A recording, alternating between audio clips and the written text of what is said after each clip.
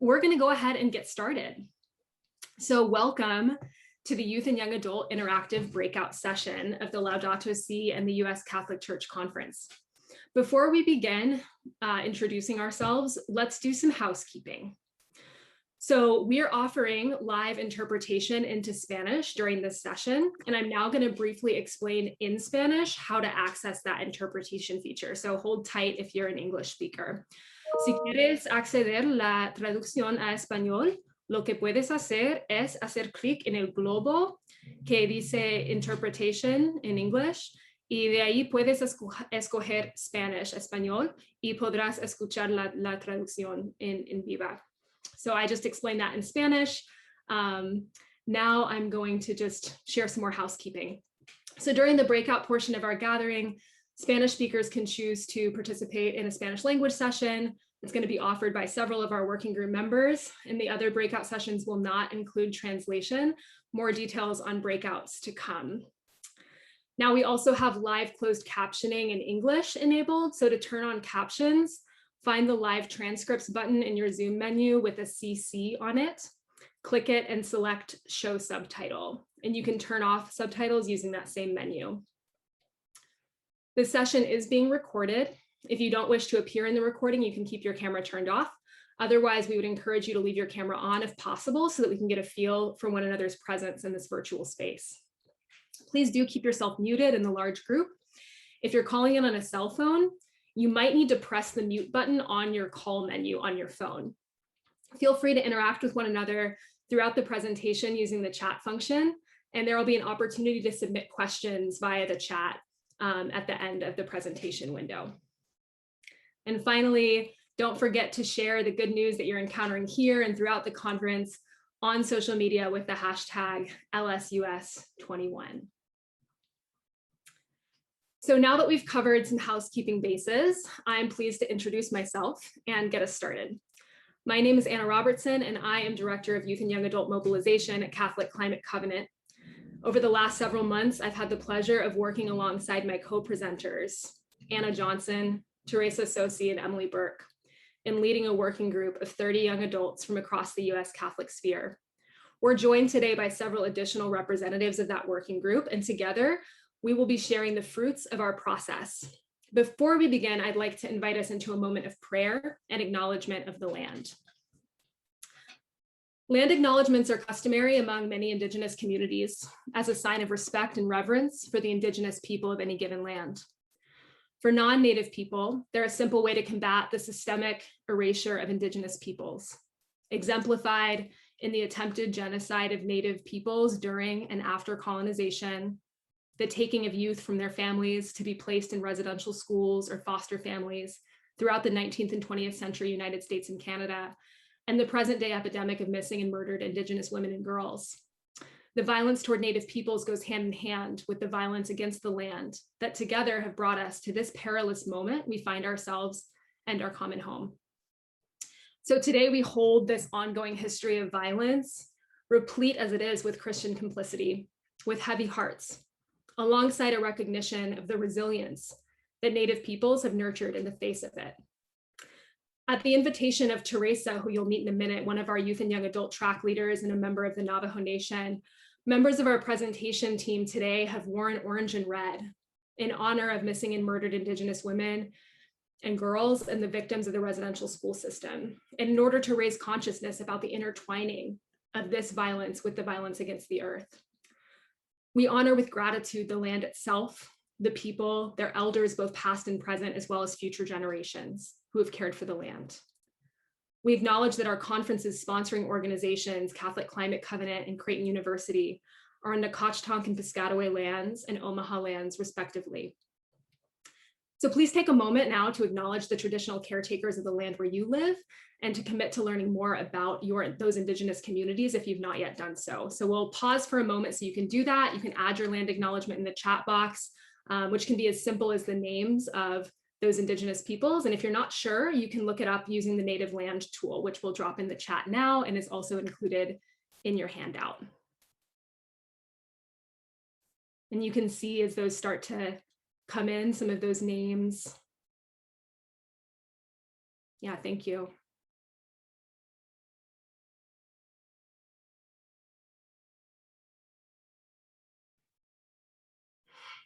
Thank you for sharing.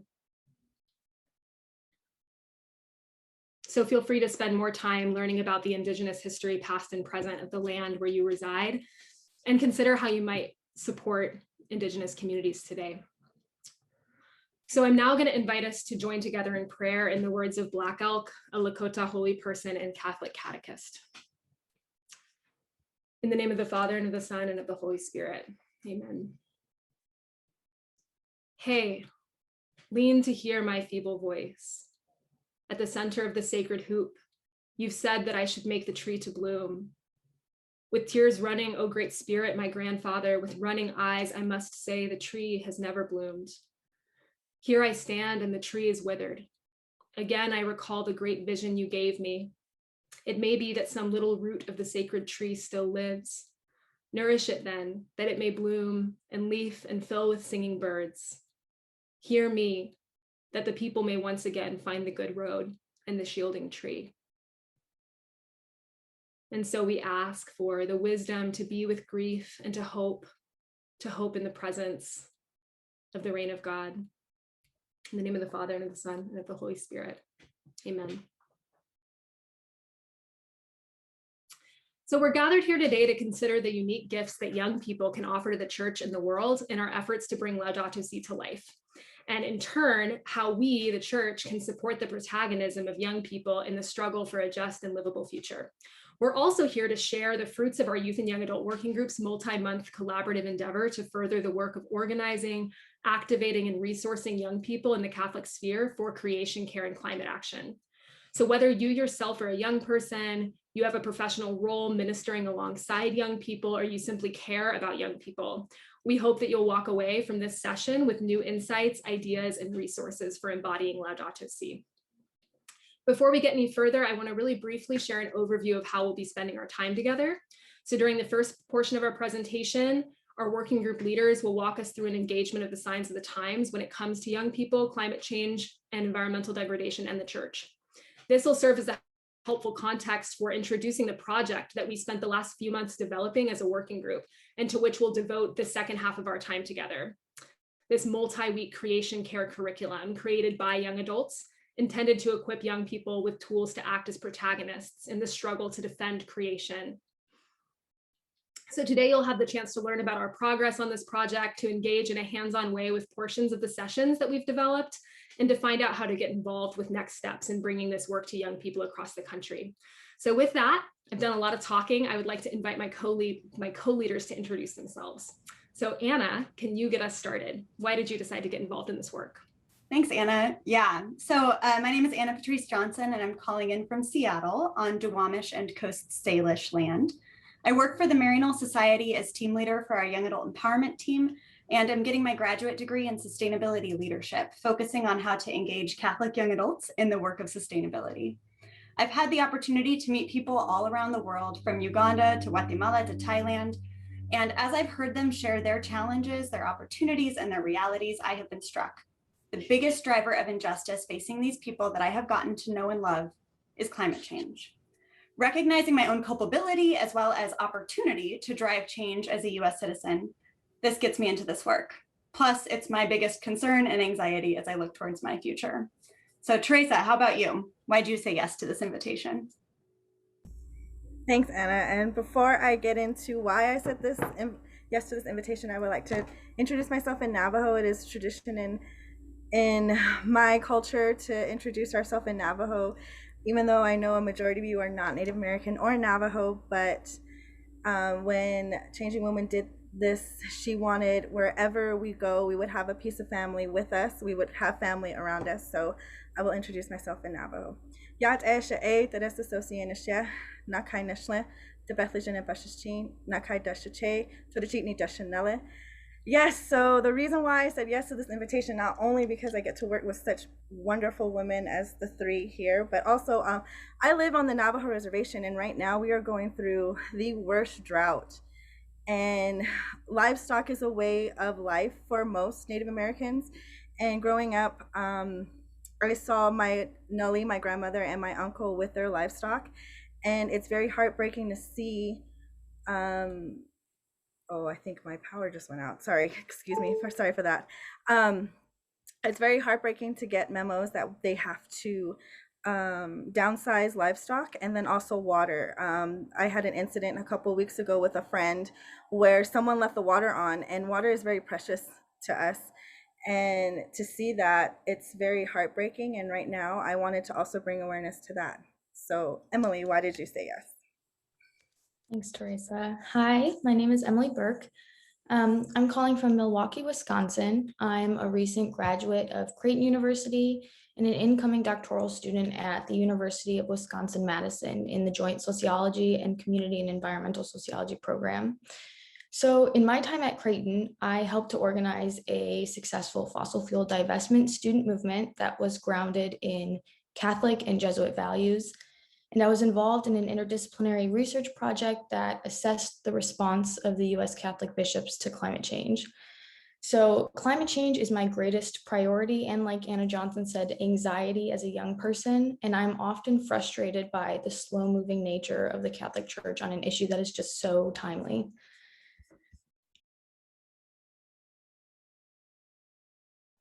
Awesome.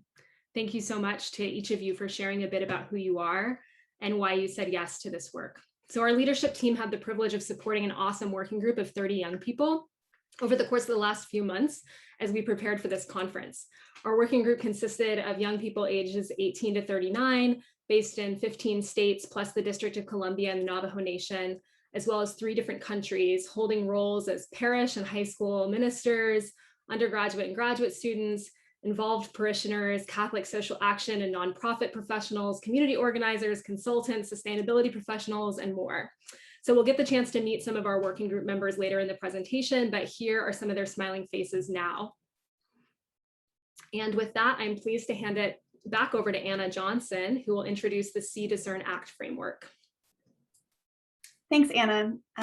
So in this presentation, we'll be using what we did in our whole working group process, which is the See, Discern, Act methodology, which many of you probably know about, and all of us have likely used at one time or another, whether we knew it or not. This is a praxis methodology, which Pope Francis also uses in Laudato Si.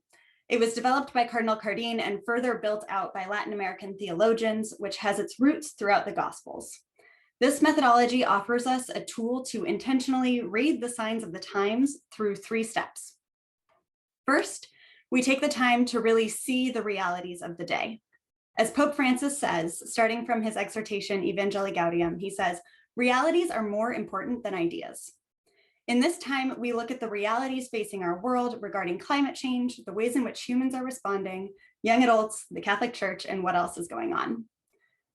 Then, after having looked at the signs of the times, we then bring this understanding to our faith and our philosophical traditions for the second step, which is discern.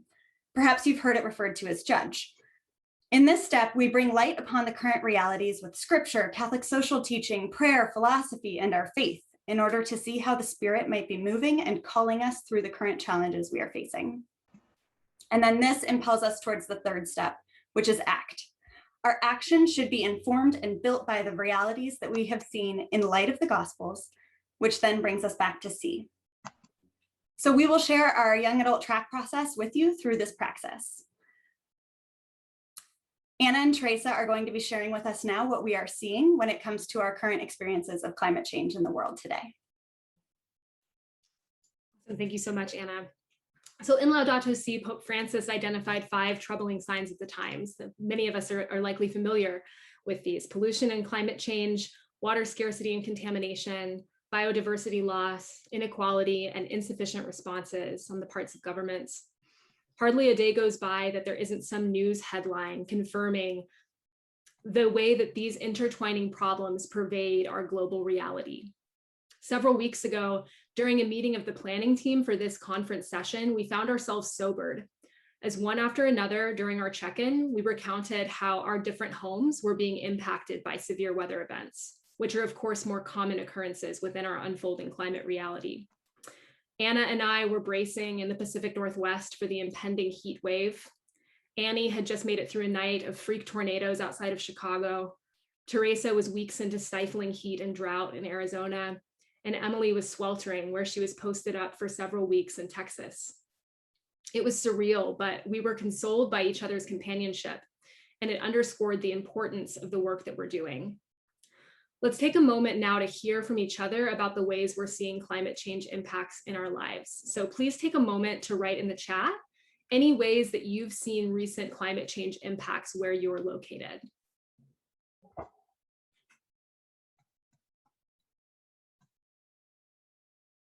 California drought, Miami Valley tornadoes, forest fires, drought and fires, hot weather, wildfires, wow, flooding, coming in more quickly than I can read. Drought, flooding, tornadoes, seawater rise, heat dome, yes, Texas freeze, wow, yes. So you all can see, whew, sick animals. There's a lot coming in. There's a lot coming in. So just noticing that, the ways that this is impacting us. So as I begin to feel the more obvious impacts of climate change in my life, I know nevertheless that those who are already marginalized and excluded in our society bear the brunt of the first and worst impacts of climate change. These also tend to be the populations that are least responsible for emitting the carbon that's driving up the Earth's temperature. You can see this contrast in this screenshot from Carbon Map, in which countries are sized based on their historical responsibility for carbon emissions, and in this slide, in which they're depicted based on their vulnerability to the impacts of climate change. So we'll just take a moment and toggle back and forth so you can see historical responsibility and vulnerability. Yeah, it's really dramatic. And the year 2021 has brought no shortage of reminders of the ways that marginalized communities are acutely impacted by climate change. So from the impacts of the Western heat waves to the double dispossession of Native peoples, first by colonization and now by environmental degradation, to the unabating stream of migrants forced north from Central America by increasingly unlivable environments. The reminders abound. So I'm now going to hand it over to Teresa to share a little about her experience of climate change impacts in the Navajo Nation. Teresa? Yes, thank you, Anna. As I mentioned in my introduction, right now my reservation is going through one of the worst droughts, and a couple of weeks ago, the Navajo Times, which is a publication on the reservation, had released a article saying it may take years for us to get out of this. And like I said, for the last month, we've been getting notifications through Facebook, through the Navajo Nation government about water limitations and also to downsize your herd. And I have a couple of friends, as you can see in the pictures, these were the pictures that I took. I don't know if you can see, it's a mixture of cattle and wild horses. And when I went with him to turn on the water was on, but then it stopped. They had an incident earlier where someone left the water running all night, and whatever water we had turned on, that was all that they could come. And literally you see these wild horses and the cattle coming and drinking this water, because they haven't had water in a long time. And earlier, like I said, with watching my own family, my grandmother and my uncle, livestock is a way of life. My grandmother was a weaver, so she had sheep, she had a flock of sheep, and that helped her sustain an income, because she wove rugs, and that was her income.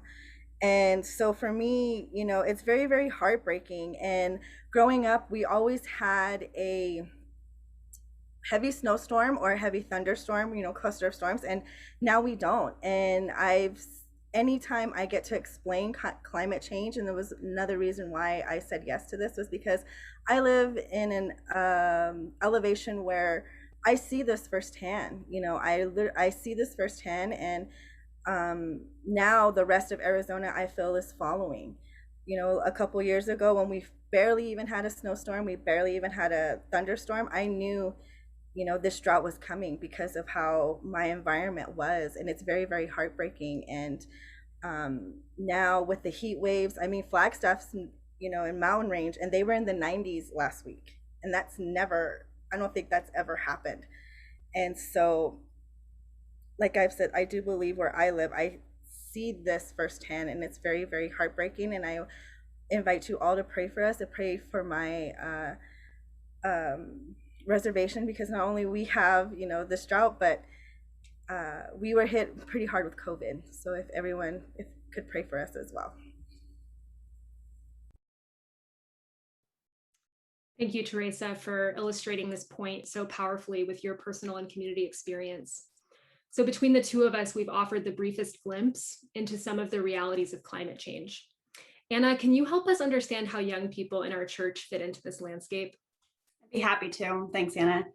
We also took the time to see the realities facing young adults in the church and how they, I'm a young adult too, are responding. We know also, we want to say, we know that a lot of youth are engaging in the same sorts of action, but we didn't do the same research with the younger population since we wanted to develop a resource specifically scoped for young adults. However, for those of you who are high schoolers or who minister with younger populations, part of our pilot process will be ascertaining the usefulness of this program for high school as well. So as we move into looking at this, before I share anything, we wanted to invite you to share what you are seeing in your reality, wherever you're calling in from. In the chat, please share, how are you being challenged or inspired by young adults in the realm of care for creation?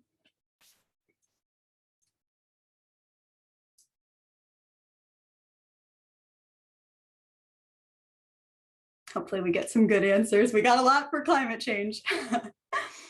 Their energy, more vegetarians and vegans, fearless ability to speak truth to power. I think we've seen that on this conference already, right? Choices to speak out, challenge, right? Challenge is there too. I love this. I hope that it keeps coming in because I think we need this hope alongside of the challenge of climate change impact. New clubs, water rationing, voluntary choices. This is phenomenal. As part of this project, as well as within my work, I've had the opportunity to listen to young adults and their concerns in one-on-one and group settings, as well as surveying online.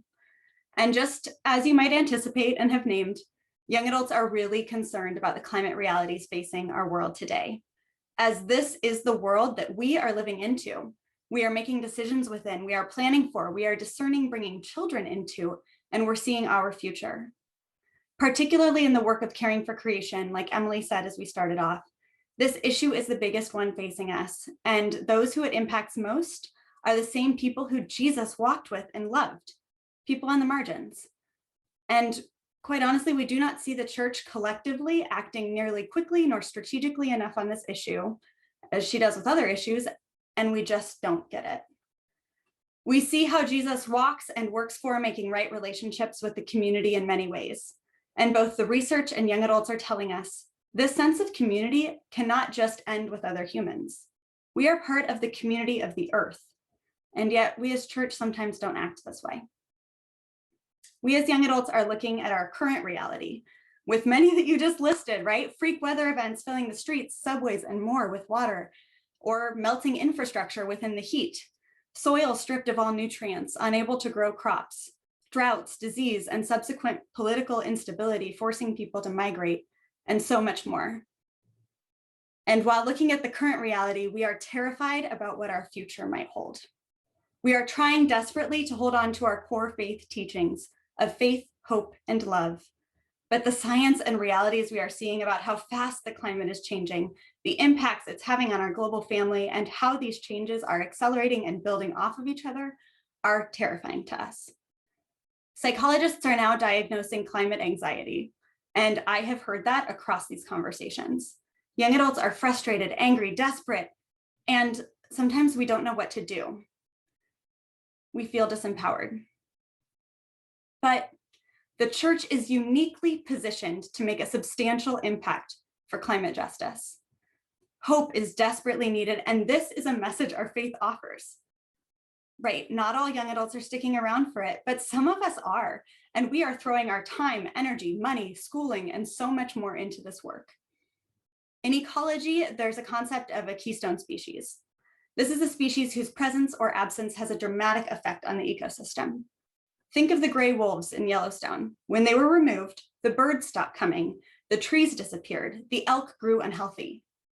And yet the reintroduction of the wolves led to life reflourishing. The church can be a keystone species in the fight for God's creation, and young adults see this. And when I say the church, I mean all of us, right? And as Cardinal Supich mentioned yesterday, young adults have a particular power within this church as an instrumental part of this keynote species. We are seeing right now what happens when the church's voice is absent. Species are going extinct. We are facing massive heat waves and horrific storms, and because of human action. With the reintroduction of the collective church voice calling for action, God's creation can again flourish, and we're here for it. As one young adult said, at best, our faith offers a model and a way of working together as a band of 12 disciples did for a better world, where everyone could be healed and set free from what was holding them down, where everyone could see that they have a future. And so what are we thinking and where are we pointing? 3 main takeaways around young adults and climate justice have come from these conversations I've had. The first is what we just talked about. We care deeply and we want the church to do the same. In our Maryknoll study of 404 young adults who have been connected to the Catholic Church across the US, climate change is the #1 issue we're concerned about for the world. We're very driven by the Gospels, and many I spoke with see this as a gospel issue beyond politics and any realm of politics. Secondly, young adults are challenging us to do this work more intentionally and in a more integrated way for climate justice. As Cardinal Supich mentioned last night, Pope Francis reminds us that we are not facing 2 separate crises, one environmental and the other social, but rather one complex crisis, which is both social and environmental. The core values and mission of the Catholic Church from the very beginning of our Bible to some of our favorite saints and papal writings include stewardship of the earth, simple living, solidarity, all values which meet at the intersection of this complex crisis. Young adults live in this intersectional space so fully and are challenging us as church to walk the talk. This means integrating the core values of our faith into the ways that we live, walk, and pray on this planet. And in so doing, young adults are working to center impacted and Indigenous voices. In the US, when we do speak about climate change, it's largely been by the European American white cultural community, many of whom, like myself, are generations removed from living closely to the land. And for many, the land which our ancestors lived close to is an ocean away. For me, that's Ireland, right? But we do have a huge source of wisdom when it comes to this land upon which we live, that we all named at the beginning, right? The wisdom of our Native American sisters and brothers. But their voices have largely been excluded far too often from the places where this conversation is being had, within the church and beyond it. And young adults are calling upon us to do this differently and intentionally. Third, young adults are calling us to be proactive with process-oriented action. Lack of action and reaction, of course, are also action, but aren't the kind we're calling for. Single events are no longer what we're calling for. Rather, we are looking to Pope Francis's model of synodality, a longer process which drives deep change through transformation. We have incredible leadership of young adults on this issue. Teresa coordinated a change within her parish to become green, shifting away from single-use items towards reusable dishes and utensils. Emily, as she said, led a collaboration of students to successfully pressure Creighton to divest from fossil fuels.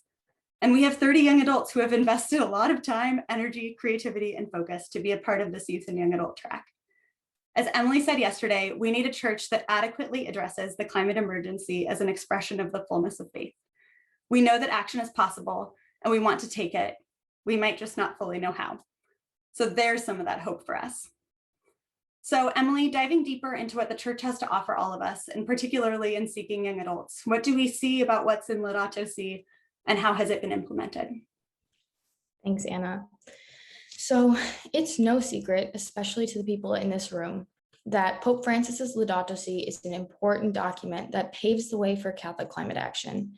In a way that no encyclical has done before, it calls attention to the dangers of progress for the sake of progress. It encourages an integral ecology that involves answering both the cry of the earth and the cry of the poor. And it calls for community and participation in caring for our common home.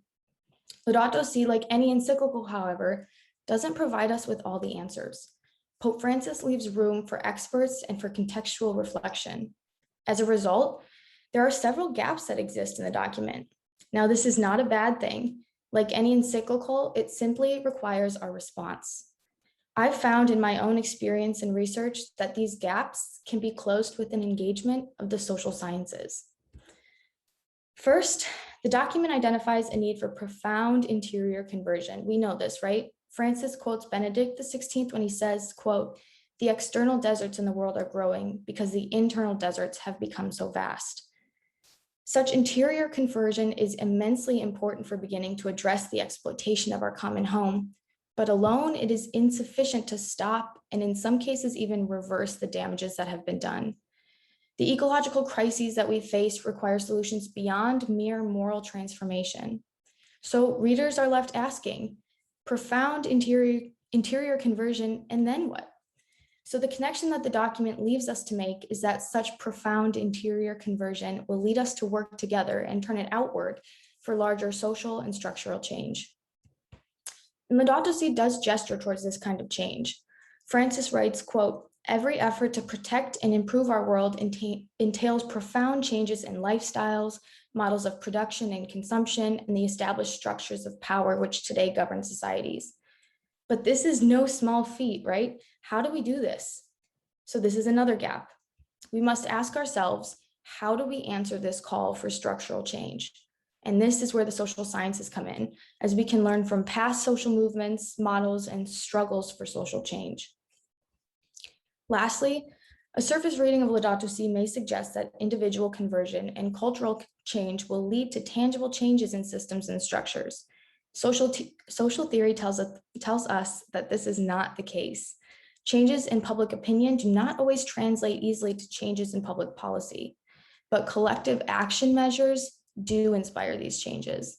Social sciences and the social scientists that have seen the release of Laudato Si and been excited by a document of this nature, they've claimed that Laudato Si models, quote, "a classic gap in social analyses where no theory for the capacity for struggle is presented, only a desire for the alternatives."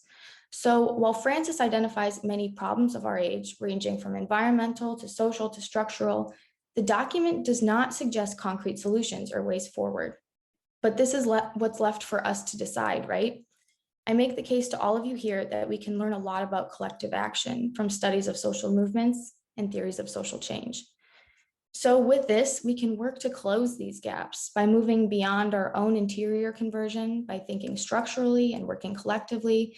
We can engage the wisdom and prophetic voice of Laudato Si to make a real difference in our US context. Recognition of these gaps and engagement of the social sciences will only strengthen our capacity for change. So, Anna Johnson, given what we see in our world and our church, how are we to discern what to do? Where are we to look for answers to these big questions? I'm so glad you asked, Emily. Thank you. As we've talked about, we've taken time to see the realities facing us today. Terrifying climate change, young adults deeply concerned about this issue, as well as older generations I'm seeing in the chat, and we know this to be true. A need to address the intersectional justice realities, particularly around Indigenous communities. A great document in Laudato Si that still leaves some spaces for us as readers to figure out what to do in our own local context. It's as if we have laid out these signs of the times in front of us and we turn on the lights.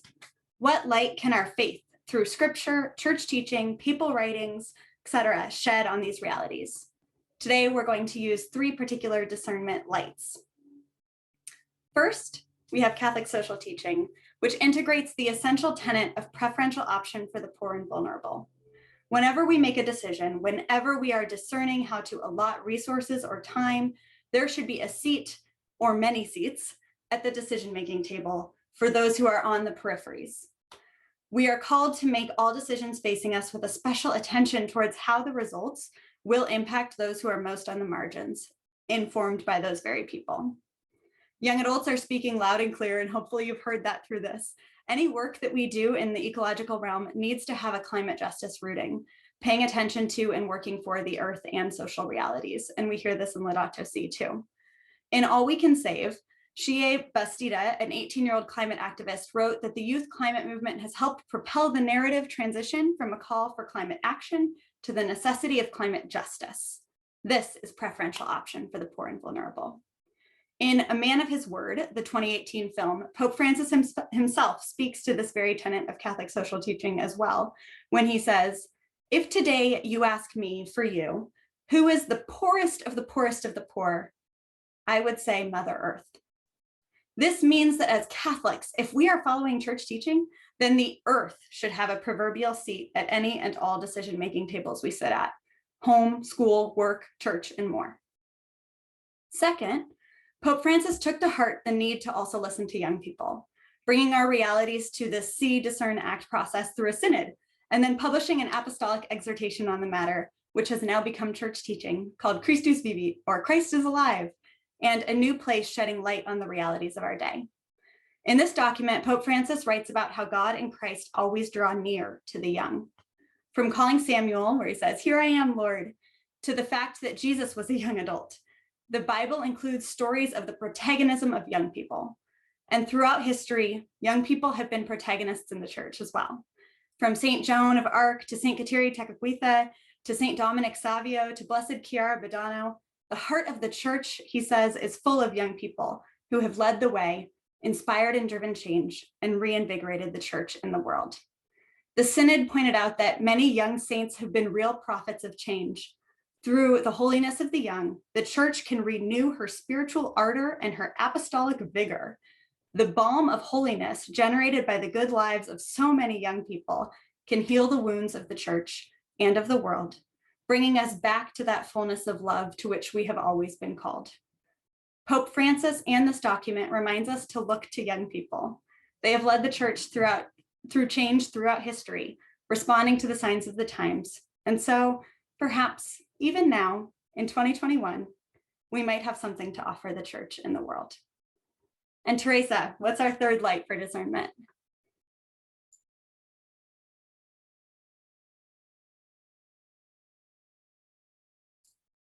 I'm wondering if her power has left us. I am wondering if, should I try and talk to it a bit? Why don't we return to it right before breakouts if Teresa's back online, and Great. Otherwise one of us can cover it. Great. Okay. So in Christus Vivit, Pope Francis wrote that young hearts are naturally ready to change, to turn back, get up, and learn from life. So as my colleagues before me have demonstrated, the gravity of this historical moment demands that the human family turn back, get up, and learn from life in order to restore right relationship with and within God's creation. So the time is ripe for young people to embrace their gifts of prophetic leadership within a church seeking ways to maintain pastoral relevance to youth. So in a moment, we'll talk about our kind of action, but I did just see that Teresa jumped back into the waiting room. So I'm just going to see, Teresa, if you're back on, if you would like to share about the third light of discernment, Indigenous wisdom now, if you've got your connection. Yeah, I just on my phone. I don't know, can you guys see me? We can hear you. And all right. Can you see me? Because I can't see myself. That's just that's the only thing. Yeah, we can see you and hear you. Except you're muted now. Okay, so yeah, our power went out. So with the Indigenous wisdom, you know, pre-COVID, we had the whispers of, especially from the elders, on the lack of participation in traditions, you know, ceremonies or just traditional ways in general. And the reason why was that was the reason for our, you know, the way everything on the reservation is, that Mother Earth, that our actions create, you know, the care for Mother Earth. And so for right now, even before COVID, there was whispers. And so even with climate change, you know, you do get those of you know, your actions and everything like that. Sorry, the losing power has me brain fog right now. So, but I will always remember this one incident where I went on a little hike with a friend, and he goes, "I want to show you this. I want to show you this. It's literally off the tracks." And he goes, "It's beautiful because it's like white sand and then it's crystal blue waters." And as we were going, you could really hear the gasp in his voice because of the water, how it's so low. And I understand Navajo. And so between him and my other friend, they were talking in Navajo, and they were talking about, you know, this is the consequence of what's going on today, with the lack of knowing your language, and the lack of participating in ceremonies. And so I will always remember that, because I do believe that. I do believe that, you know, with the lack of acknowledgement of our culture, and just in general, you know, with the prayers of being Catholic also, that's the consequence that we have right now. And so for me, you know, also we're praying to Saint Kateri Tekakwitha, you know, she's the patron saint of ecology. You know, something that we can always do is pray to her, and hoping that, you know, this climate change does take a turn, and for the better. Thank you so much, Teresa, for sharing. We are going to pivot now to talking quickly about ask. So we've seen and we've discerned, and in anticipation of the conference, our leadership team was tasked with the goal of guiding efforts to make a meaningful contribution toward the work of activating and organizing young people around the implementation of Laudato Si. So over the last several months, based on the realities we saw and the light that our faith shone on these realities, we've endeavored to create a multi-week creation care curriculum intended to resource, activate, and sustain young people's implementation of Laudato Si. So I'm going to actually hand it off to Emily now, who's going to share a little bit more of what that looks like, and then you'll have a chance to test some of it out. So Emily, will you take it over? Yes, thanks, Anna. So in doing this, we chose to organize our work around three major themes that emerged in our reading of Laudato Si, and those are spirituality, sustainability and simple living, and structural advocacy and social action. So we divided our working group of 30 into 3 subgroups corresponding with the 3 themes I just mentioned, each tasked with developing the individual modules comprising the respective portion of this curriculum that we've built. This resulted in a draft curriculum with 12 sessions. The first 7 alternate between spirituality and sustainability and simple living, with shared lenses in the elements. The final 5 sessions belong to the structural advocacy and social action theme and follow the See, Discern, Act, Evaluate, Celebrate methodology, which is also woven through several of the earlier sessions. So each session consists of a set of common elements that are consistent across the curriculum that are intended to guide small groups of young people in prayer, in reflection, and action. We engaged our working group members in a collective process to identify what these common elements would be, which include a saint or a holy person corresponding with each session, opportunities for prayer and for community building, stories from impacted communities, and educational content. So you might be asking yourself, where is this curriculum that you've built? Can I download it and start using it with my Parish young adult group or my high school theology class or my friend group? Well, we want this resource to be as useful to as many people, young people, as possible, and to reflect the diverse needs and entry points of young people in our church. So now that we are wrapping up phase 1 of our process, we want to invite you to participate in the next phases. So the way we've gone about this, in phase 1, we've convened a working group of young adults to tackle the challenge of mobilizing young people in the Catholic sphere for climate action. We are, of course, now currently presenting our progress at this conference. We are in the process of conducting conversations with stakeholders to assist in reviewing our curriculum's first draft.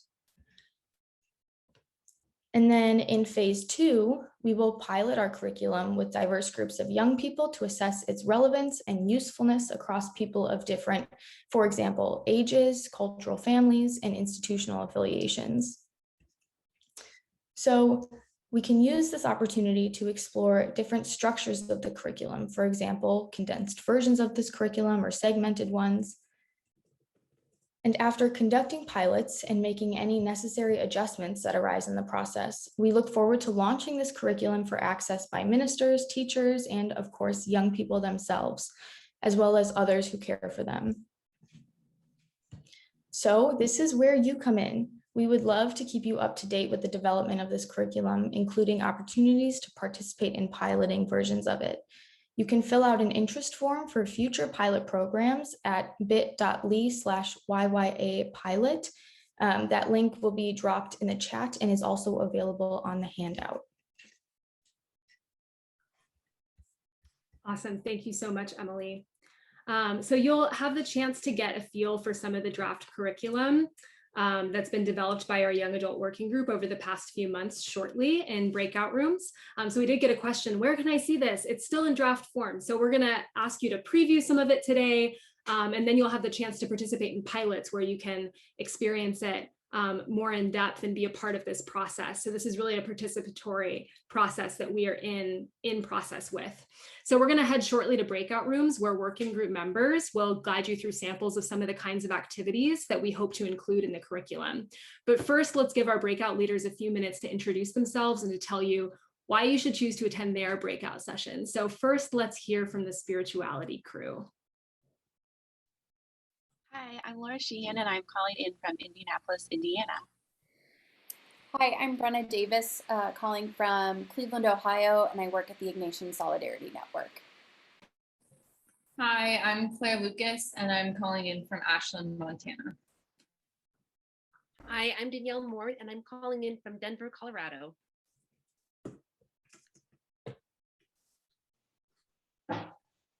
Oh, and then I'm Teresa Tsosie, so from Navajo Nation. And hi all, my name is Hannah Johns and I'm calling from Fort Worth, Texas. We are the spirituality group and we would love to invite you to join us for a prayer experience based in Laudato Si, the Gospels, and that will invite you to connect with different aspects of creation, particularly in air, water, fire, and earth. The spirituality in the session was put together by young adults and is fresh and accessible for anyone on their own journey with God and will lead you to access the beauty that is all around you. We believe that spirituality is essential for the interior ecological conversion that is needed at this point in history. If we could think a way out of the climate crisis using facts alone, we would have done it by now.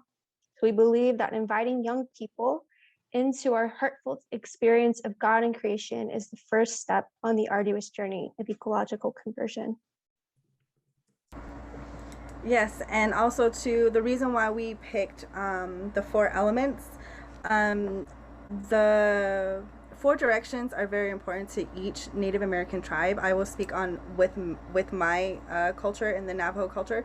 The reservation is within the 4 sacred mountains, and when we were coming through each world and finally landed, I guess you would say, on Mother Earth, we went through 4 worlds. So that's what the our main reason why we had chosen this. So if you would like to know more, please join us. And I don't know, let's see.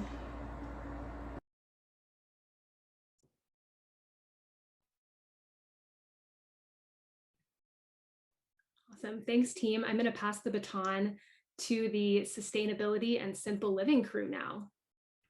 Hey folks, we are the Sustainability and Simple Living group, and I think our particular segment is really important because I think it just lays the foundation for climate work, focusing on our own relationship with our common home, with the earth.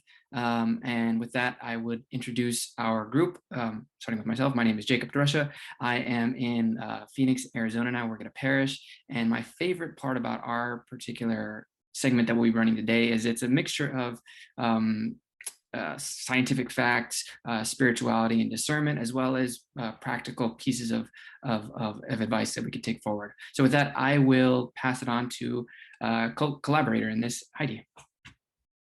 Hi, good afternoon. My name is Heidi, and I'm joining in from Los Angeles, California. And one of the things I really enjoy about our Sustainability and Simple Living session is the really meaningful connection between science and research and our foundations of faith. And I hope you'll join us, and I'll hand it off to Emma. Hi, my name is Emma. I'm going to be a senior at the University of Missouri, and I am studying atmospheric and climate science. I'm calling in from St. Louis, Missouri today. I think you should join the Sustainability and Simple Living session for so many reasons. We hear about sustainability so frequently that it can kind of feel overwhelming of what to know, but just know that we need all of you doing sustainability imperfectly. We don't need each one of you to do it perfectly. And I think we often feel underqualified to explain explain every detail of climate change to our friends and families, but I assure you that if you join our session, you'll feel inspired and hopeful, and we're going to be excited, and you'll want to tell your friends what you learn about. We're going to walk you through some of the basics about greenhouse gases and the climate, and yeah, I hope you get inspired to pursue a lifestyle of simple living, because of course, it is not the world that will satisfy us, but God that will fill our deepest desires and bring us true joy and happiness. What a cool session. I totally wish I could beat all of them. Structural advocacy and social action. Do you think you can top that?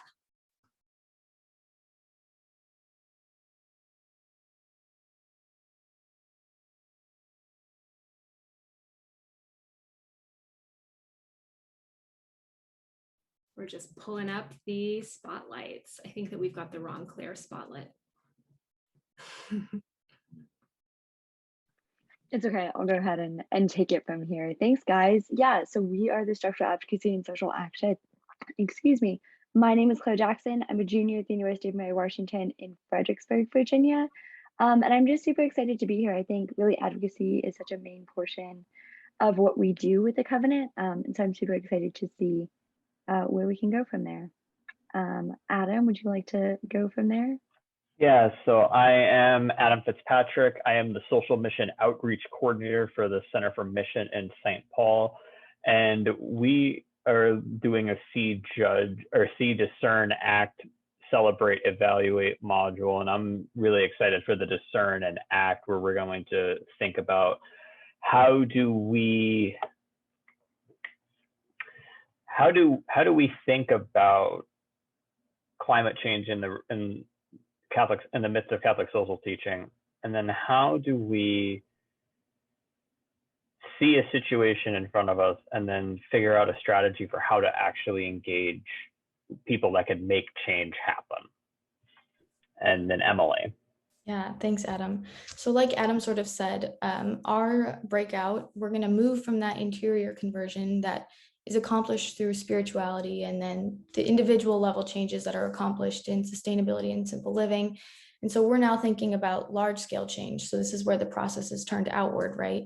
So like Adam said, our sessions are designed to bridge the gaps in Laudato Si, to bring in the social sciences. We challenge participants to think structurally and systemically and socially, and we're going to provide young adults with concrete tools and resources for social action and advocacy. Thank you so much. Those are all such important tools. Now for the Spanish speakers among us, you will get a taste of all of the sessions, lucky ducks. So Carla and Andrea, can you share what you have in store? Yeah, hi everyone. My name is Carla Aldana. I am from Waukegan, Illinois, which is north of Chicago. Hi everyone. This is Andrea Wong calling in from Ecuador. And thank you for being here. Carla and I will be facilitating the Spanish breakout room, like Ana said, or how we like to call it, Jóvenes por el Planeta. So basically, this breakout room is for those who feel a bit more comfortable listening and interacting with the material in Spanish, or a version of it, Spanglish too. And because this is the only room in Spanish, we will be having a piece of spirituality, sustainability, and simple living, and a piece of structural advocacy and social action. So that may be pretty useful and positive if you get to feel all of them, a little bit of each. So you're welcome to come, and hope to see you there. Thank you so much, you two. So now we're going to head to our breakout rooms. So we're doing this in a little bit of a different way, so bear with us. So we're going to actually send you to a different Zoom meeting so that you have the ability to have small group conversations in your breakout rooms. So at the end of your session, you'll come back to this Zoom meeting using a link that your facilitators share in the chat. This is where that handout that we shared at the beginning is really handy, because it's got all of the links that you'll need. We'll also put them in the chat. If you're like, wow, I'm so confused, I just do not know where to begin. If you have questions about tech, just stay back, and a few of us will stay in the main Zoom room to answer those questions. And if you get lost, you can always just come back to the main room using the link that you used to get here at the beginning of the presentation. Can we go ahead and go to the next slide? Great.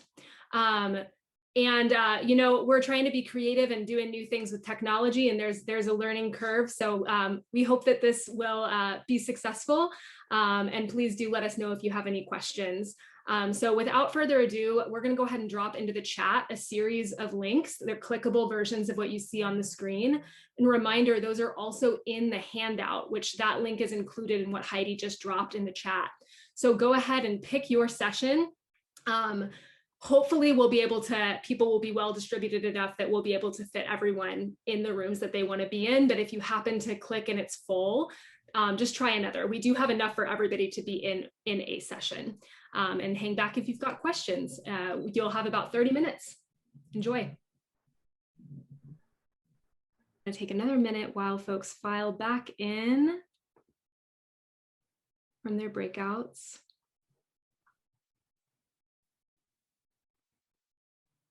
Okay. Okay. So we're going to go ahead and we don't actually need to screen share right now. If we could just go ahead and spotlight myself and Anna Johnson and Teresa and Emily. We're going to have some time now for an open forum. We've got 15 minutes left in our session. We'll use a few of those to close out together. But before that, this will be an opportunity for you to ask questions if you have questions. You also might have like a really effective strategy for connecting with young people that you want to share with other people. Take 30 seconds to say, this has been really effective in my parish, or maybe you've got a question about, you know, how can I mobilize my parish, right? So maybe you've got questions about the curriculum that we shared or more about the landscape of young people in the church generally. I know that I just said to spotlight us, but let's actually go to gallery view. So let's take us off of the spotlight here. And the way that I'd like to invite you to do this is to raise your hand on Zoom if you have a question. So the way that you'll do that is you'll go down to reactions at the bottom and you can click raise hand. And we'll just take folks in the order that they come. We can take the spotlight off of Anna Johnson there. All right. We've got a question from someone on an iPhone. So iPhone, friend, would you like to ask your question or share? Hi, my name's Barb. I'm in the Los Angeles area. One concern that's come up quite a bit, and also in global Catholic climate movement conversations, is how a number of these canned textbooks that are used in high school and also in like confirmation programs really have almost nothing about social justice and especially about climate change. And that's a very concerning factor, that it really further mutes the availability of these types of resources to use to get them involved and to see that's part of their faith. And a lot of the resources are published by groups that have a very orthodox, regressive tone to them, sort of impersonal piety, shall we say. So I think that's something that people really need to be on the lookout and try to say, how can we counteract that, whether it's in youth groups or whether it's actually in high school curriculums. Thank you for sharing that insight, and just relevant to the work that we as a group decided to endeavor on together, specifically around education for young people by young people. So thank you so much. I've got a question coming in from Susan. Immensely pleased with the energy that's come from you and what you have developed.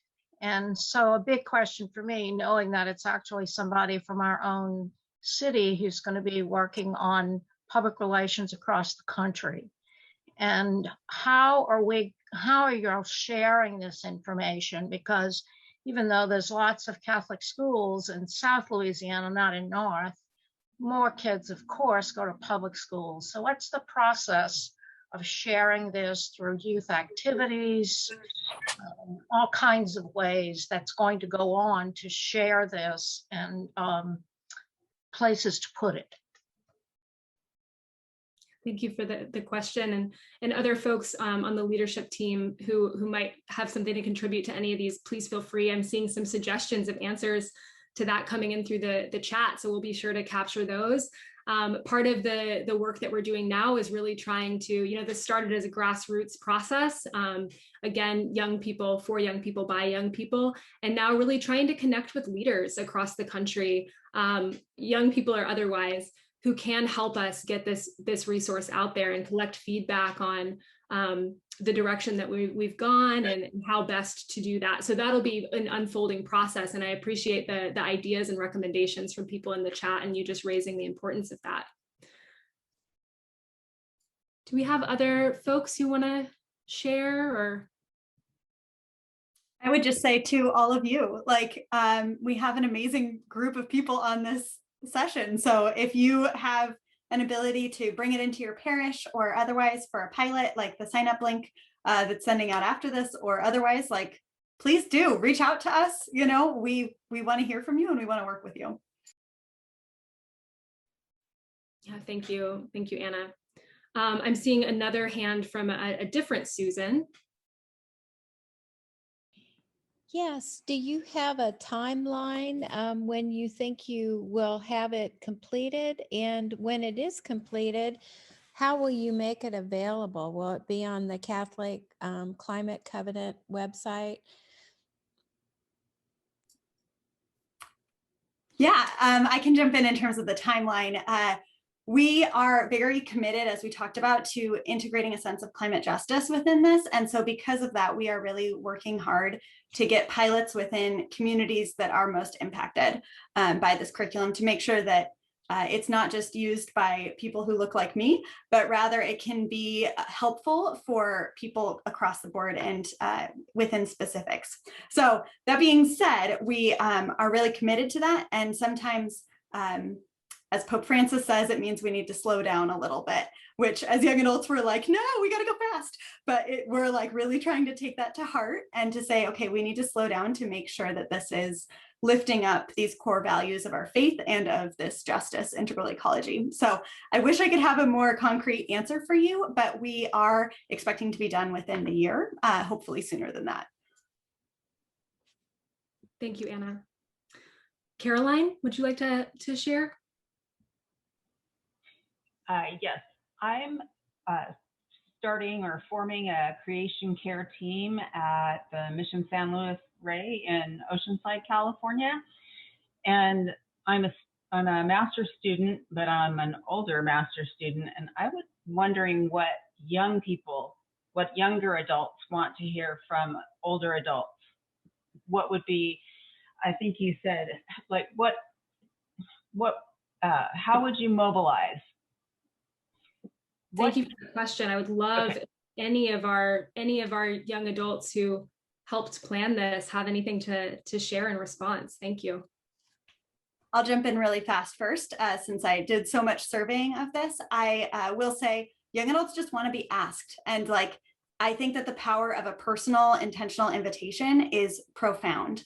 The Creation Care Network team that is in our archdiocese, led by Patrick Bretta, who I think is in this session, which is great, had a core ask of saying, reach out to a young person in your life and ask, what do you see? What do you desire for this team to be doing? So do that and then invite them to join. That's what I would say. Thanks, Anna. Would anyone else from our crew, our working group, like to unmute and share any additional responses?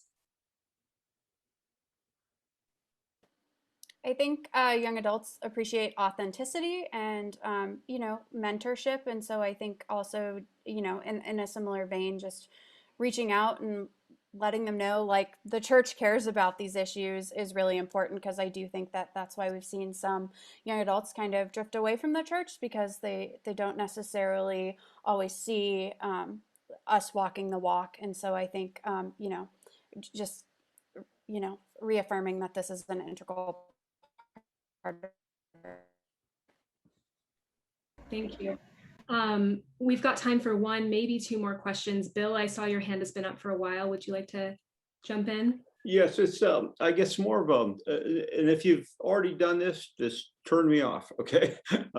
I've been through these processes before, Okay, and in the beginning, you'd say, well, we're just going to collect this in Word or spreadsheet, because there's going to be a lot of information as you keep moving to the right. When you look at how many, well, I'll call them issues that can be addressed.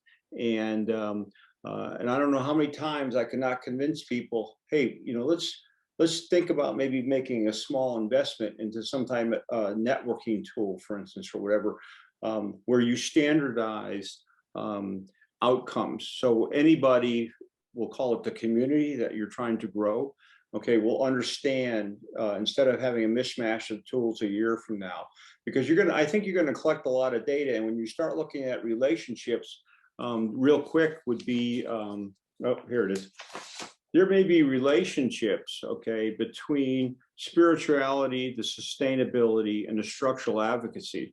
Okay, could be the same people that you're going to try to contact. Okay, so you don't want to contact them 3 times, for example. You want somebody to be able to see that John Smith or this organization, or whatever happens to be, or when you did your mapping with the bubbles, you may find like bubbles in some of the other ones. So that's just a suggestion. And you could do a grant or something like that to make that investment down the road. So I just want to throw that out, and if you need any help thinking about it, feel free to contact me. I'd be more than happy. I know a few products, some are expensive, some are inexpensive, but to be able to set that up and just have it at your fingertips down the road, I think would be very helpful. So that's my 2 cents.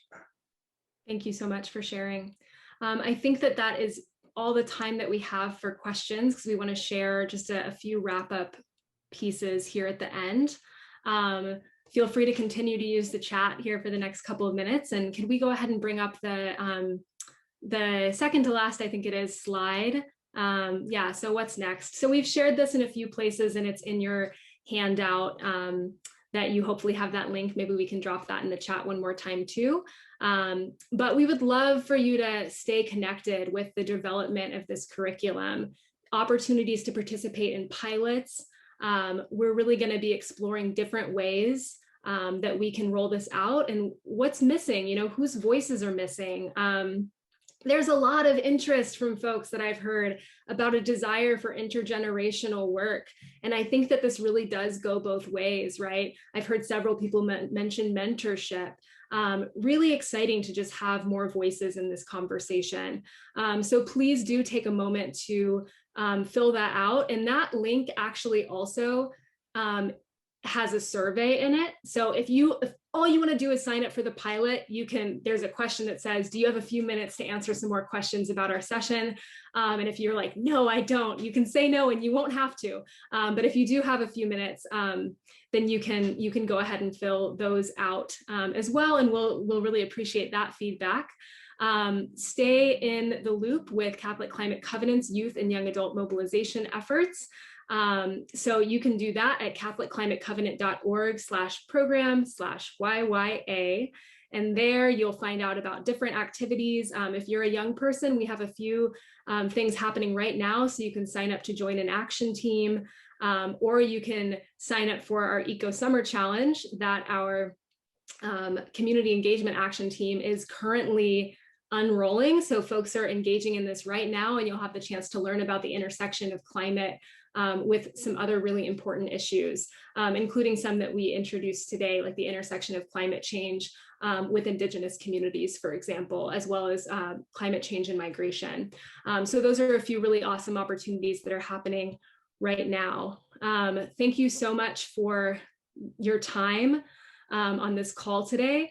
It's been so exciting to share the fruits of this work, and just taking a moment to thank all of our working group members. If you can hop to the next slide. Right, so there they all are. And then of course we've got Annie, who's been behind the scenes doing lots of amazing tech things, and some of these working group members who've been doing tech, who've helped with the sessions today, and my amazing team of co-leaders. Thank you so much, and enjoy the rest of your conference. Don't forget #LSUS21. Thank you.